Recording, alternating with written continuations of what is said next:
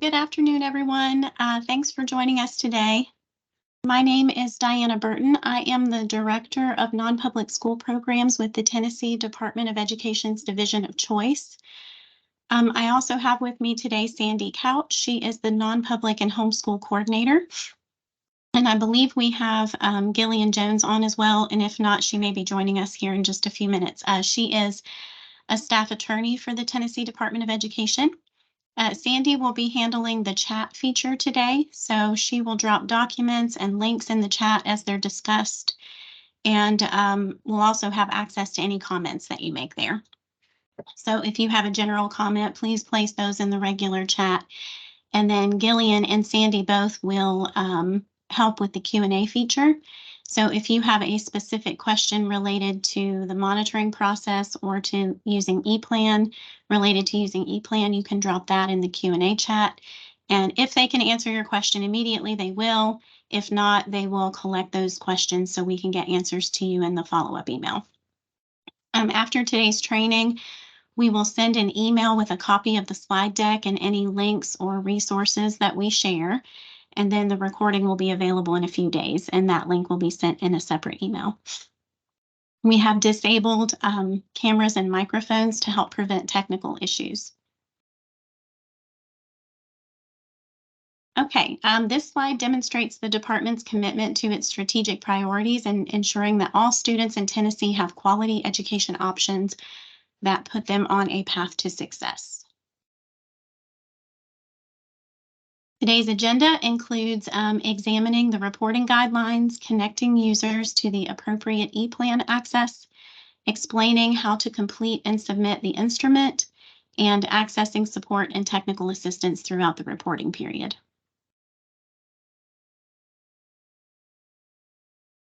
All right, we'll begin by reviewing the annual reporting guidelines. Just as a reminder, the newly revised state board rules for non-public schools became effective on August 15th.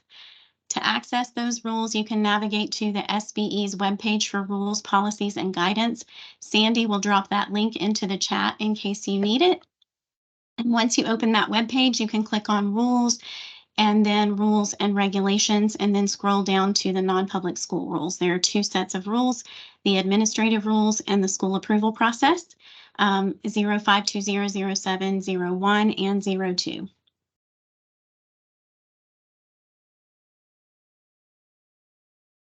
The state board rules provide guidance on how non-public schools and agencies are to be monitored. For non-public schools, the department will develop reporting procedures and deadlines for the submission of required reports, and that's part of what we're doing today. And then the rules for monitoring and revocation are outlined within each category designation, and that's something that's new to these revised rules.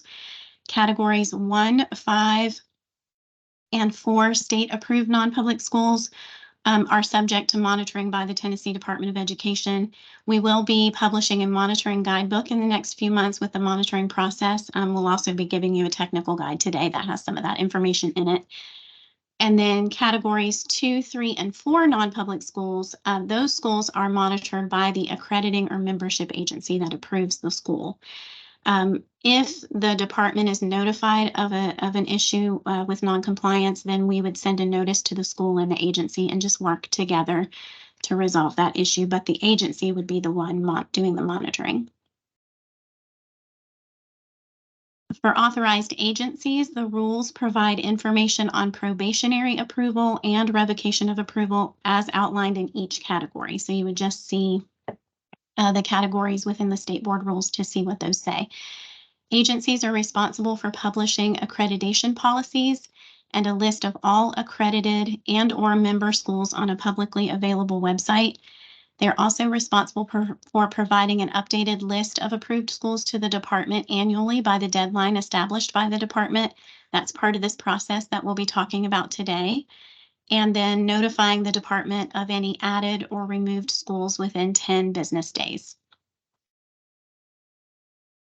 Now, the monitoring process is structured in 2 tiers. So tier 1 is the basic annual reporting that we're talking about today, and that's going to be submitted by both agencies and state-approved non-public schools.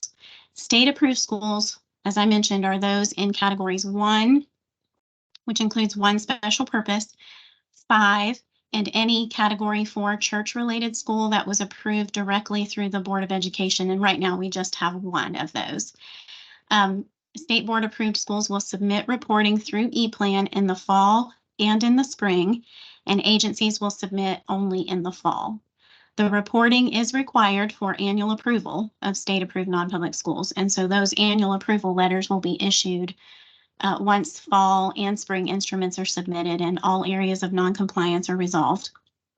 The ePlan submissions for fall and spring are self-reporting desktop process. So it's just going into ePlan and completing your submission, as we'll talk about in just a little bit.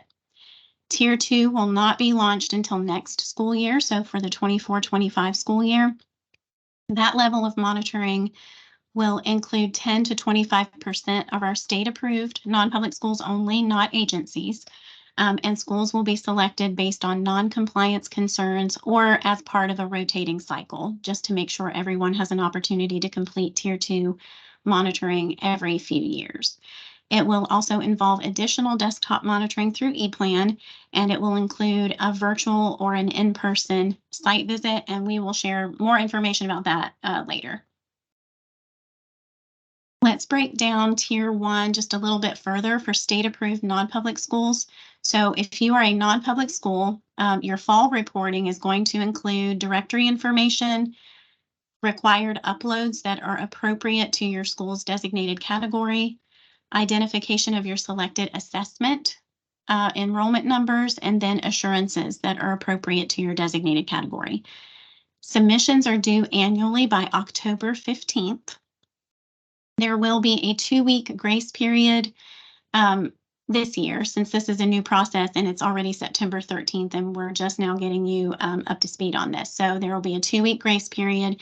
The final due date will be October 31st. If you can get it submitted by October 15th, that would be ideal, but no later than October 31st. Spring reporting is going to include directory information again, just because if there have been any changes since the fall, school calendar for the upcoming school year.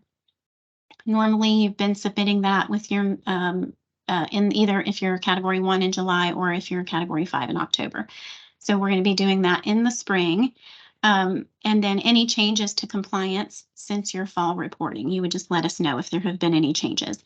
Those submissions will be due by April 15th. And all of those old forms have been discontinued. So this includes your S file, T file, 200-day accountability report, compliance report, and Category 5 non-public reporting form. All of that stuff, that information that you were submitting on those forms is now housed in this ePlan process, so you won't need to complete those forms anymore. For accrediting and membership agencies, there's only 1 reporting period, and that is just in the fall. It's also due by October 15th with the same grace period for this year that we've established for the non-public schools. So by October 31st at the latest. Submissions for agencies will include agency contact information. There will be required uploads that will include a list of approved schools, as we talked about a moment ago, that those are due annually to the department, and then links to policies and accreditation processes and or member schools on the agency's website. And then finally, assurances appropriate to the agency's approved categories. Agencies, again, will not complete spring reporting. Now, non-public schools, regardless of category, so this is all 5 categories, will continue to submit separately from this process the non-public school reporting form, which is due to all school districts where enrolled students reside within 30 days of the start of the school year. We're in the middle of that process right now. So that will continue. That's a separate process that's still required under state statute, so you will continue to submit those reports to school districts where your students live. Directory data forms. So directory information will be collected during the fall and the spring reporting periods in ePlan. However, we know that changes can happen at other times during the year. So in those cases, you would continue to submit a directory data form. Just so that we always have current information. However, I do want to say that we do not need a new form if the only change is your enrollment numbers. We'll get those updated during the fall and spring reporting periods. You don't need to worry about that. This is just for situations where maybe you have a new principal and you need to give us a new contact name and email address, or if your school is moving, we need to know about that, those kinds of things. But we don't need to, or if you're changing categories, but we don't need to know if your enrollment numbers are changing because we'll collect that in the fall and spring. Okay, so now we will move on to ePlan and how to access the tool for the fall reporting submissions. First, I just want to make sure that everyone understands what ePlan is because I know not all of you have used it before. Some of you may have had experience with ePlan if you've participated in either of the EANS grants, the GEAR grant, or right now if you're working on submitting an application for the non-public school safety grant. But otherwise, if you don't have experience, ePlan is the Tennessee Department of Education's online platform for grants management, data, and information collection and monitoring. So this will provide us with a centralized collection and storage location for our reporting too, and we can use it for that purpose. So we'll be used for Tier 1 and Tier 2 monitoring submissions for non-public annual reporting. You can access, there's a little screenshot on your slide of just a piece of the ePlan homepage so you can see what it looks like. Sandy is going to drop in the chat the link to the homepage. So you can pull it up if you want to and start clicking around and just taking a look at what's there. In order to complete the fall reporting instrument, each school or agency will need 2 designated user roles. So that's what you see on the slide right now. You've got those 2 roles listed. The first one is the non-public schools annual compliance fall monitoring director. This is the person, the user, who will enter information into the monitoring instrument and submit that instrument for final approval. Just one second, sorry. To the so they'll submit it to the authorized representative. The authorized representative is the second person in your agency or your school that will have a role, and that role is the person who will provide the final approval for the monitoring instrument to submit it to the department. So the fall monitoring director and then the authorized representative. Preferably, these roles will be assigned to 2 different people. The authorized representative can only be assigned to the agency director or the school principal or headmaster. That's it. ePlan does an audit on these just to make sure that that's who's listed. That's the person that is the final authority to submit the tool. So it has to be the director or the school principal. The fall monitoring director can be anyone you choose. If it has to be the same person, it would be the same person as the authorized representative, but we would prefer that you have 2 different people. So you have 2 different people looking at the instrument to make sure that it's accurate. But we'll leave that up to you. Okay, so getting access, the ePlan team has been working to grandfather in schools that already have access to ePlan.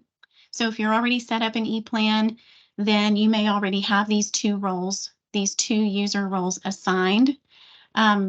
So if you're an existing user, we want you to go into the ePlan and look at the address book.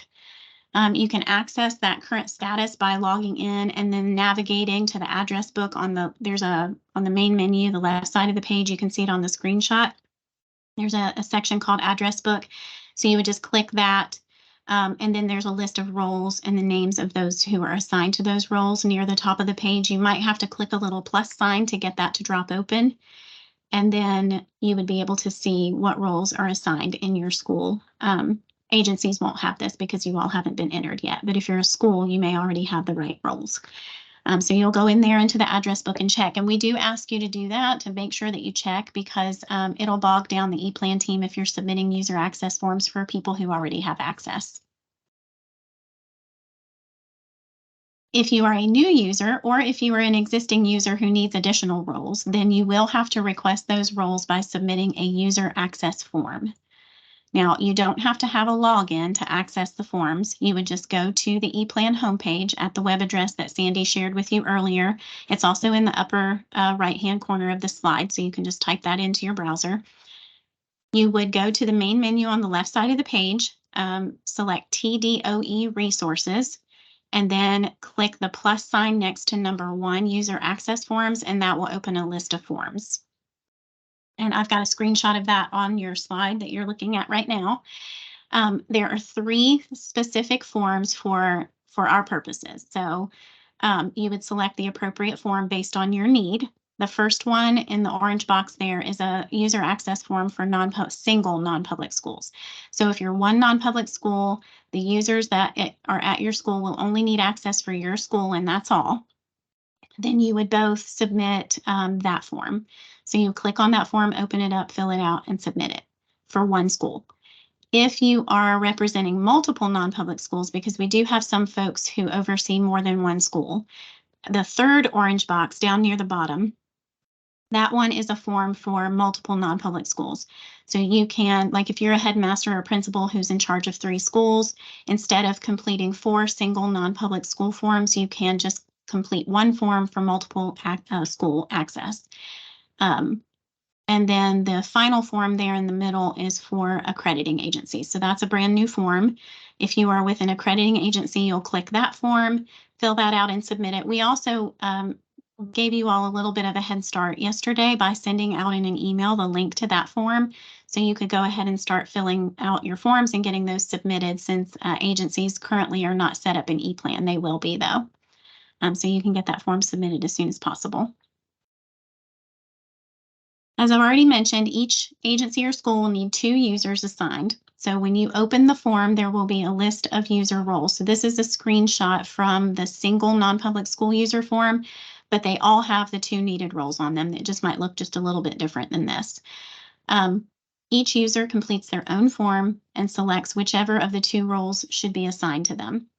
The director of the agency or the principal of the school would fill out a form and select authorized representative and submit. The person chosen at the agency or school to fill out the instrument and submit it will complete their own form and select non-public school annual compliance fall monitoring director.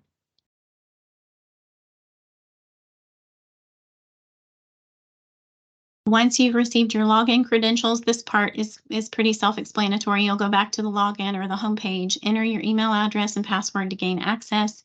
They do recommend, the ePlan team recommends that you use Google Chrome. The system seems to work better with that browser.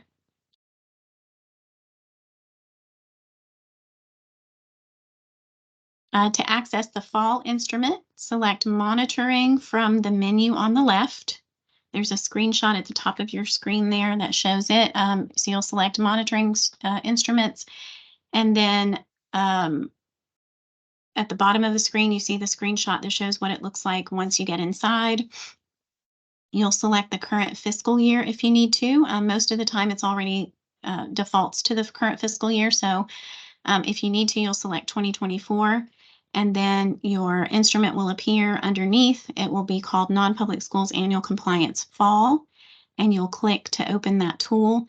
The ePlan team did want me to mention that if you are a person who's set up with multiple users, so like we talked about, if you use that user access form to gain access to multiple schools, then from your homepage, you will have to select the school that you want to access first to get into the instrument. And then when you want to change schools, you would go back to the home screen again.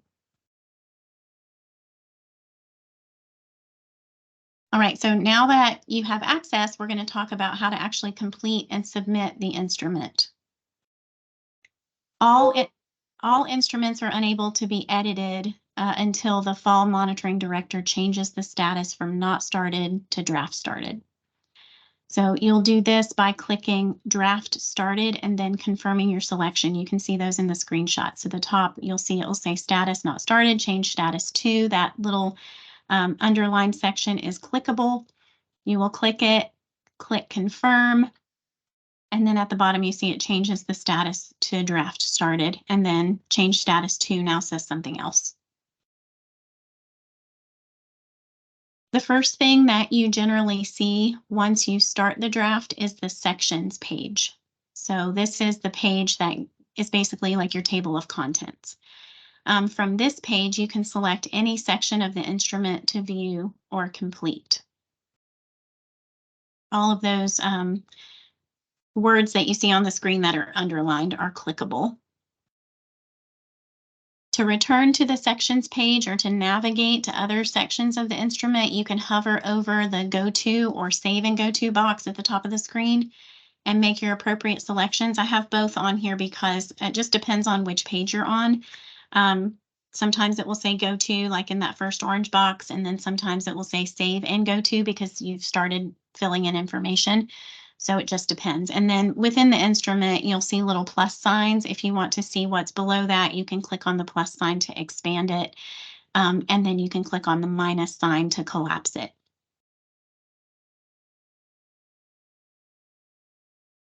All right, so for schools, so this is specific to schools to help you understand which sections to complete. If you're the fall monitoring director and you're coming in here to start working on the tool, all non-public school users will complete the overview section and one additional section corresponding to the school's approved category. So in other words, if you are a Category 1 or a Category 1 special purpose school, then you're going to complete, and I think you can see my mouse here. I'm going to kind of circle around. You'll complete the overview section here. Everybody does this section, regardless of whether you're an agency, a non-public school, whatever category. Everybody does these 3 pages. And then if you're a Category 1 school, you're going to come down here and you're going to complete this section, the Category 1 and 1 special purpose TDOE approved, because that's your category designation. The rest of these you will leave alone. So you'll just do that one section in addition to your overview. Same if you're a Category 5, you're going to complete the first overview section. Then you're going to come down here and click on Category 5 registered for operation, TDOE approved, and complete that section, and then you will be finished. If you're a Category 4 state approved, State Board of Education approved school, same thing, complete the top section. And then you would complete this one. Be careful not to pick the agency one, but you would pick the State Board approved Category 4 section to complete. So everyone completes the top. Non-public schools complete one of those sections. If you're an agency, it's a similar process, but a little bit different, of course. So all agencies, fall monitoring director users will complete the overview section at the top. Again, everybody does that section. And then if you are an agency that accredits only Category 2 schools, then you'll complete the Category 2 agency accreditation section, and then you'll be finished. If you're a Category 3 regional accrediting agency, you'll complete that section and be finished. And same for church-related membership agency. The only time, there's one exception. We have some agencies that approve both Category 2 accrediting. They accredit for Category 2 approval, and then they also approve Category 4 church-related membership agencies. Those agencies are the only folks who would complete 2 sections. So you would have to do both Category 2 and Category 4. Everyone else would just complete their one section.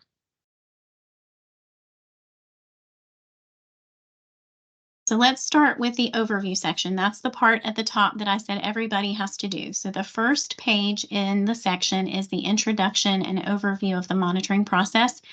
On this page, you'll review general information about the instrument that includes authorization, workflow, and it has contacts for requesting assistance.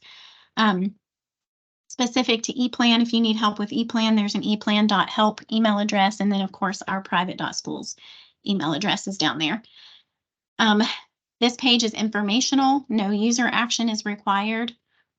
All pages inside the instrument have a resources section at the bottom, so I just wanted to point that one out here because there are 2 resources at the bottom that you can use. The quick guide checklist is a 1-page document that has major steps of the process without all the extra information. So it's just kind of a quick checklist that you can go through and make sure you've done all the steps. The technical user guide has lots of information, and that's your step-by-step guide to filling out your ePlan instrument. So it's got the screenshots for each section. It's got, it tells you exactly what to do, what to click on, kind of like I'm doing today, but even in more detail. So Sandy is going to go ahead and drop both of those documents into the chat for you, so you have them now. And then once you gain access to ePlan, you can click on them within the instrument anytime you want to, if you'd like to look at them there. But we wanted to go ahead and get them in your hands so you can start looking those over. We'll also attach them to the email that we send out following today's training. Okay, second page in the overview section. This is one of the pages that everyone will complete. So this is your cover page. For non-public schools, you will select the school's category in the first box. You'll notice it says at the top, non-public school representatives. So this is just for non-public schools. You'll click on your category, whatever that is. And then for the second box, authorized agency representatives, you will select not applicable because you're not representing an accrediting agency. And then in the third box where it says non-public directory information, you will only check the first sentence. Don't check the second one. Check the one that says, I represent a state-approved Category 1, special purpose, 4 or 5 non-public school. And when you do that, when you check that box, then the school directory fields will open up. And so that's where you will be submitting your directory information. It's going to ask you, ask you for a lot of information. So just similar to the form that you've been filling out. But when you're listing the number of students who are enrolled, please exclude students who do not reside in Tennessee. So we're interested in your enrollment for Tennessee residents. Also, don't include teaching assistants or paraprofessionals when you're entering how many teachers. We will ask you for that information later in the staff roster. So we don't want to get mixed up. We just want to know how many teachers you have.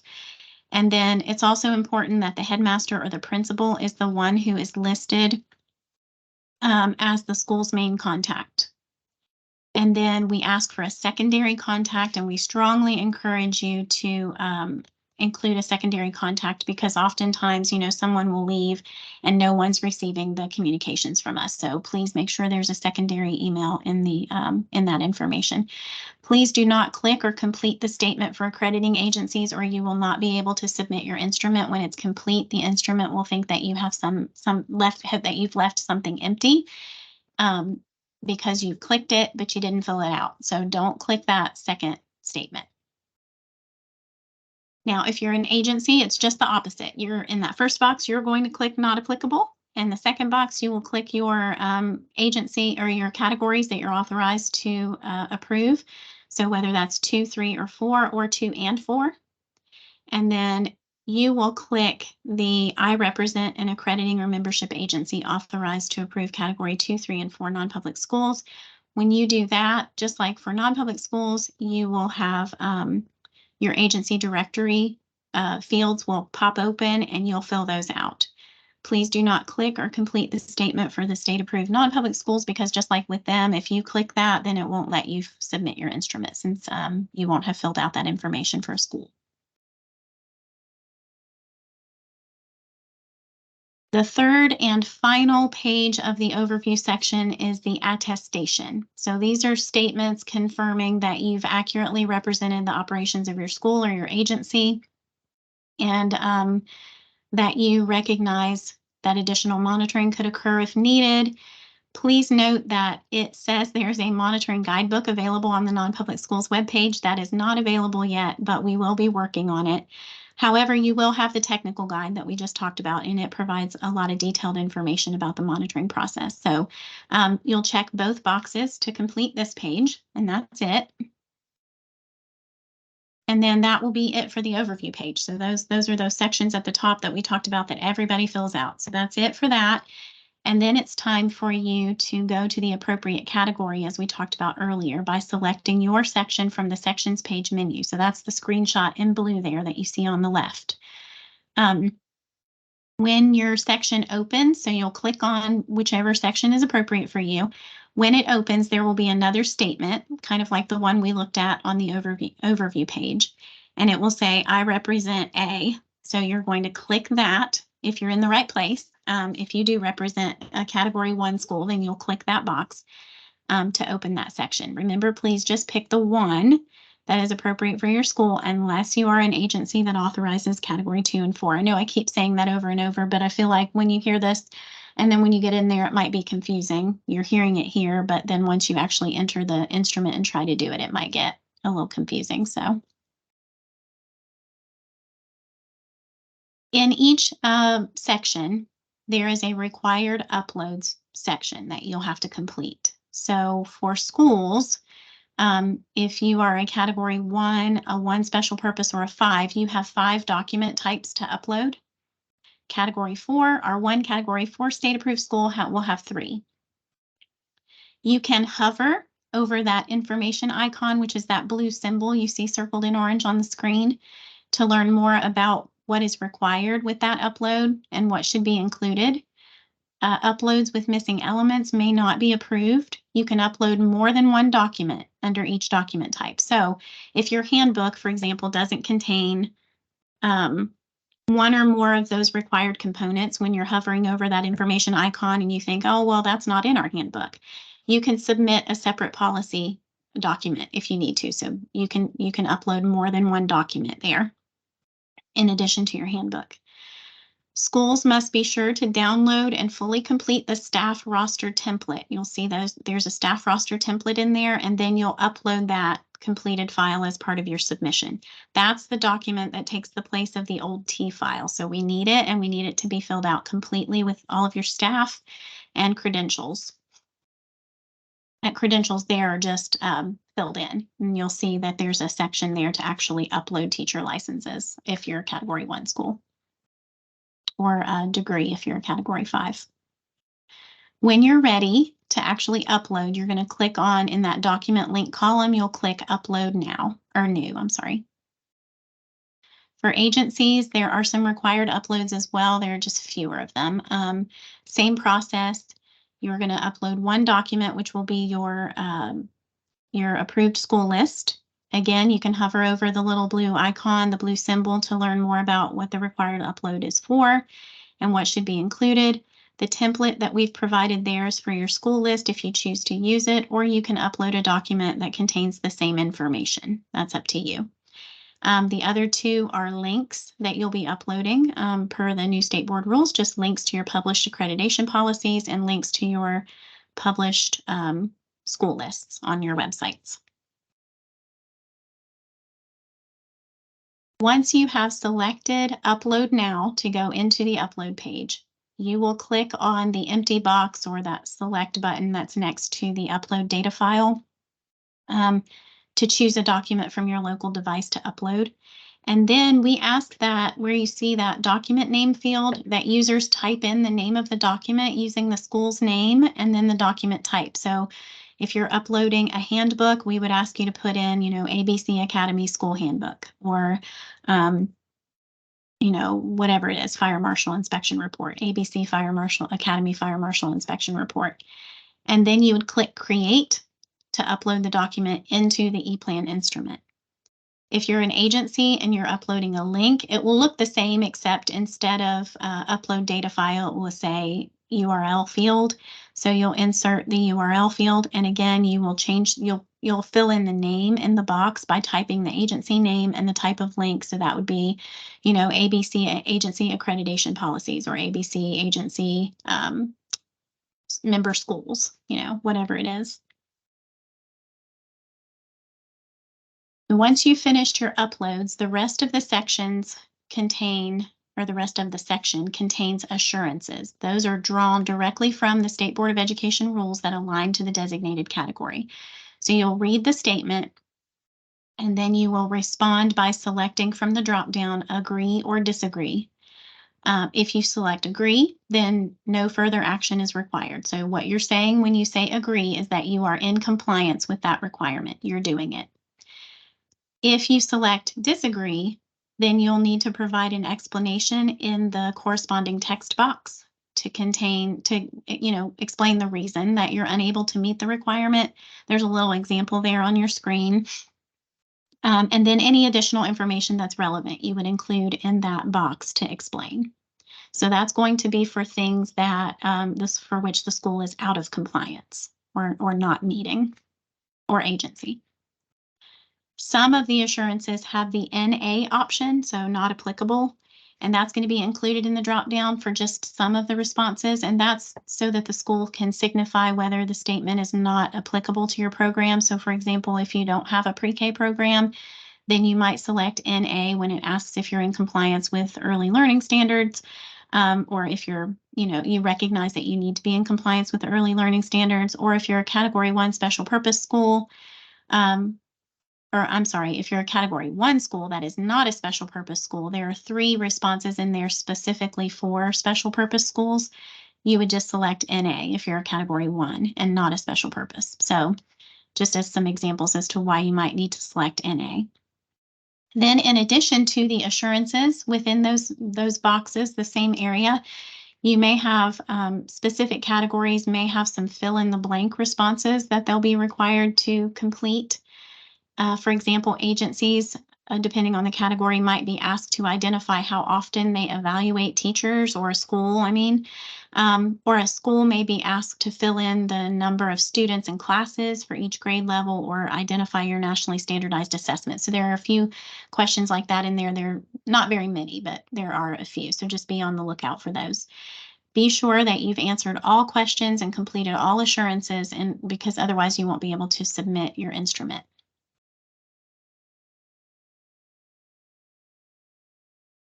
After you have responded to all applicable sections, so your fall monitoring director is the person who's doing this. They're going in, they're filling out the overview section, they are selecting the category that's appropriate, completing the required uploads, and then selecting agree or disagree for the assurances and answering any questions. Once everything is completed, then you will return to the sections page to take a look at the validation column. So you'll see that in this particular one with the screenshot, there are some messages there. If there are no messages, then that means the instrument is done. You've completed everything. As long as you've done your section, then you've completed everything and you can submit it. But if you see that the word messages, then you will need to click on that to check and see what your errors are. That's that top screenshot. You can just go to the one that's next to the word all.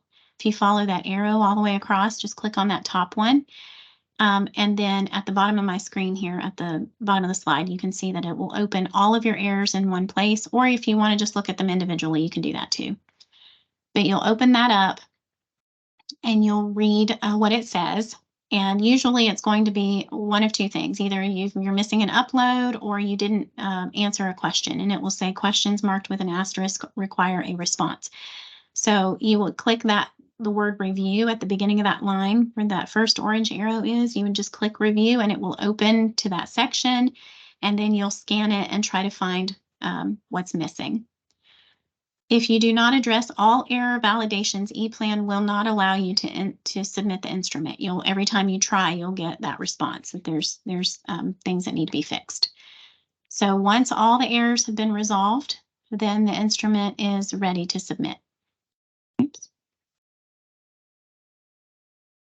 In order to submit it, there's 2 screenshots on this slide, the top and the bottom. So your fall monitoring director is going to go back to the sections page after they have entered everything that they need to enter. And then they will change that status, just like we talked about at the beginning. Right now, the status is set to draft started. And so that's the current status right here, draft started. And then the fall director will click this line to change it to the next status. So they will click on LEA Non-Public Schools Annual Compliance Fall Director Draft Completed. When they do that, then a confirm box will pop up, click confirm, and now it's ready for your second user, your authorized representative, to review. The authorized representative would then log in and take a look at all the sections, make sure that the correct sections are completed. One of the things that I want to flag for you is that because the way the instrument is set up for all non-public schools and agencies to get in there and use the same instrument, if you don't click the box for the correct section and start to fill it out, like if you just leave let's say you're a Category 1 school and you just leave the Category 1 section blank, ePlan is not going to give you an error message because you didn't click the box, so it didn't know that you needed to fill it out. So your authorized representative is going to want to check the cover page, check the overview section, the cover page, the attestation, make sure those are done, and then go to your section and make sure that section was actually completed. All the correct uploads were entered. It's also not going to recognize if you put the wrong document in there. It will only recognize that you uploaded one. So your authorized representative's job would be to just double check everything and make sure it's all right. If it is, then that's the bottom screenshot. If everything is correct, then the authorized representative will select LEA authorized representative approved and submit the instrument to us. If there are issues, they can select LEA authorized representative returned and send it back to the fall director to fix. And then the fall director would submit it to them again, and then they would come in and select authorized representative approved. Once you've selected and changed the status to LEA authorized representative approved, then the instrument is completed and it will notify our team that it's ready for review. Once our team has reviewed the submission, then the monitoring results will be shared with the school or the agency. So this slide explains the process for viewing the results, and step-by-step instructions are also included in the technical guide in a lot more detail. Sandy and I will be able to help you with that when the time comes. So I don't want to overload you with too much information today. Right now, we just need to learn how to get in there and get stuff entered. But I did want to give you a snapshot of what your monitoring results might look like. Areas of noncompliance will be marked with a red circle. So you see the red circle that says findings of noncompliance. Areas that are compliant will receive the green circle, met requirements. If there are no areas of noncompliance discovered when we review your submission, then the instrument will be changed to monitoring closed and it will be done. That's it. If there are areas to address, the instrument will remain open until all deficiencies have been addressed, and then it will be marked closed at that point. So again, you can see a little bit more about that in the technical guide if you'd like. And as we move through this process, you will be able to ask us questions about that, and we'll be happy to help. There are several ways that schools and agencies can get some support from us during this process. First of all, we will be offering weekly office hours every Thursday starting tomorrow, September 14th through October 12th from 10 to 11 a.m. Central. These are hop on, hop off office hours, so you would just come on anytime during that hour to ask your questions and get some help. Sandy and I will both be there, and we will be happy to support you in any way that we can. The meeting link is here on the slide. We will send this out to you, of course, in an email, and you'll have direct access to those office hours. You can put them on your calendar. Again, every Thursday, September 14th through October 12th from 10 to 11 a.m. Central Time, or 11 to 12 Eastern. You have also received a technical user guide with your step-by-step instructions and lots of screenshots. And then you've got a quick list with all the major steps in the process to help you just kind of check off that you've done everything. And then in addition to your weekly office hours, we are happy to take your emails, your phone calls, your texts, however you want to communicate with us. That may take us a little time to respond to. Just be aware that we receive a high volume of emails and phone calls, so it could take us, a couple days to get back to you. We will do our best to make it as fast as possible. And of course, you can come to the office hours.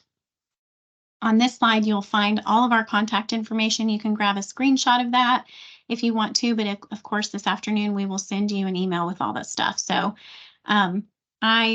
we also have our cell phone numbers on here in case you don't have those already. I am so appreciative that you all took time out of your busy day. I know everyone is super busy kicking off the school year and spending some time here with us this afternoon. As promised, we are going to send a follow-up email here in just a little bit. It will contain the slide deck and the links and the technical guide and the quick list, all the things that Sandy shared with you today in the chat in case, I haven't been able to see the chat, but if it's scrolled on by and you missed it, we'll make sure you have that. We'll also make sure you have a link to the office hours. I will review all of the questions that were dropped into the Q&A if there are any to see which ones need to be addressed in our follow-up email. And then I will, of course, read through the comments that you shared today. So thank you all so much for being here, and I hope you have a great rest of your day.